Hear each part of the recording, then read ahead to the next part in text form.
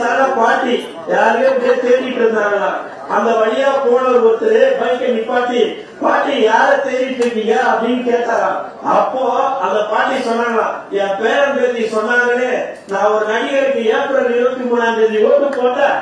ஓட்டு போட்டதுக்கு அப்புறம் அவர் ஜெயிச்சாரு கேள்விப்பட்டேன். ஆனா இது வரைக்கும் அவரை காரணம் இன்னைக்கு நன்றி சொல்றாரு, நாளைக்கு நன்றி சொல்றாருன்னு சொல்லிட்டு இருக்காங்க. ஆனா அவர் வரவே இல்லப்பா, இன்னைக்காச்சும் வருவாரு என் பேரை சொன்னா, அதனாலதான் நான் நின்று இருக்க பாண்டாங்க.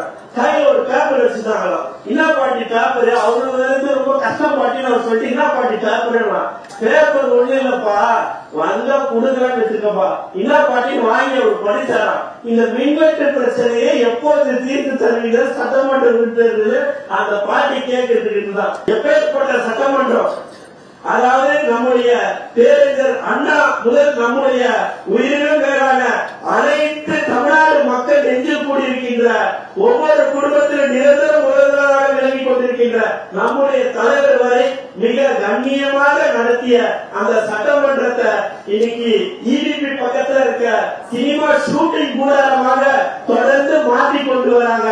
இதற்கு நான் என்னுடைய கண்டனத்தை பதிவு செய்யறேன். அதே போல அமோனியா கசிவால உயிரிழந்தவங்களையோ பாதிச்சவங்களையோ நேரில் போய் சந்திக்காத முதலமைச்சருக்கும் இந்த தருவாயில என்னுடைய கண்டனத்தை நான் பதிவு செய்து இந்த வாய்ப்பை எனக்கு வழங்கிய ஆளுங்கட்சி தலைவர் அவர்களுக்கும், மேயர் அவர்களுக்கும், துணை மேயர் அவர்களுக்கும், ஆணையர் அவர்களுக்கும் நன்றி பாராட்டி விடைபெறுகிறேன். நன்றி, வணக்கம். பாட்டி யாரையும் தேடிட்டு இருந்தாங்களா? அந்த வழியா போன ஒருத்தர் பைக்கை நிப்பாட்டி, பாட்டி யார தேடிட்டு இருக்கீங்க அப்படின்னு கேட்டாராம். அப்போ அந்த பாட்டி சொன்னாங்களா, என் பேரன் பேத்தி சொன்னாங்களே, நான் ஒரு நடிகருக்கு ஏப்ரல் 23 ஓட்டு போட்டேன். ஓட்டு போட்டதுக்கு அப்புறம் அவர் ஜெயிச்சாரு கேள்விப்பட்டேன். ஆனா இது வரைக்கும் அவரை காரணம் இன்னைக்கு நன்றி சொல்றாரு, நாளைக்கு நன்றி சொல்றாருன்னு சொல்லிட்டு இருக்காங்க. ஆனா அவர் வரவே இல்லப்பா, இன்னைக்காச்சும் வருவாரு என் பேரை சொன்னா, அதனாலதான் நான் நின்று இருக்க பாண்டாங்க. கையில ஒரு பேப்பர் வச்சுட்டாங்களாம். என்ன பாட்டி பேப்பரு? அவங்களுக்கு ரொம்ப கஷ்டம் பாட்டின்னு அவர் சொல்லிட்டு, என்ன பாட்டி பேப்பருன்னா, பேப்பர் ஒண்ணு இல்லப்பா, வந்தா குடுக்கலான்னு வச்சிருக்கப்பா.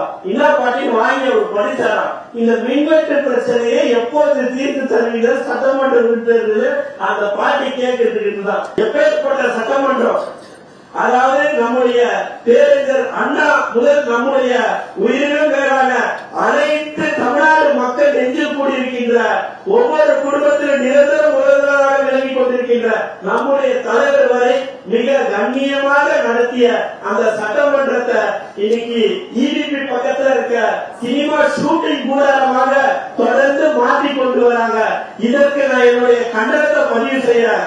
அதே போல அமோனியா கசிவால உயிரிழந்தவங்களையோ பாதிச்சவங்களையோ நேரில் போய் சந்திக்காத முதலமைச்சருக்கும் இந்த தருவாயில என்னுடைய கண்டனத்தை நான் பதிவு செய்து இந்த வாய்ப்பை எனக்கு வழங்கிய ஆளுங்கட்சி தலைவர் அவர்களுக்கும், மேயர் அவர்களுக்கும்